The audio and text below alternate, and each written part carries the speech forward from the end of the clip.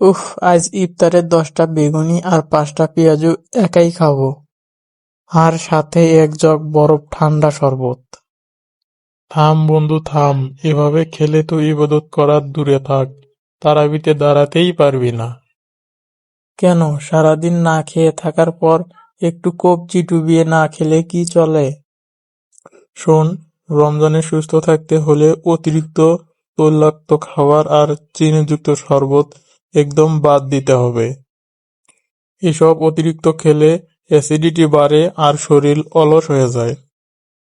তাহলে কি করব? সারাদিন তো খুব তৃষ্ণা পায়। ইফতারিতে খেজুর আর ফল খেতে পারিস, বিশেষ করে সেহরিতেও কখনো মিস করবি না। ওইটা না খেলে শরীর খুব দুর্বল হয়ে যায়। সে তো বুঝলাম, কিন্তু খিদে লাগলে মেজাজ ঠিক থাকে না। ছোটখাটো বিষয়েই মানুষের উপর রাগ উঠে যায়। সেখানেই তো নিজেকে কন্ট্রোল করতে হবে। রোজা মানে শুধু না খেয়ে থাকা নয়। রোজা মানে হলো রাগ নিয়ন্ত্রণ করা এবং কারো পেছনে গীবত না করা। ঠিকঠাক ধৈর্য না ধরলে রোজার আসল সওয়াব কখনোই পাওয়া যায় না। ঠিক বলেছিস। আমি তো ভাবছিলাম সারাদিন ফোন টিপে আর ঘুমিয়ে সময় কাটিয়ে দেব। না বন্ধু, সময় অপচয় করিস না। এই পবিত্র মাসে যতটুকু পারিস কোরআন তিলাওয়াত আর জিকির কর। আর রোদে বেশি না ঘোরাই ভালো, বেশি ক্লান্তি আসতে পারে।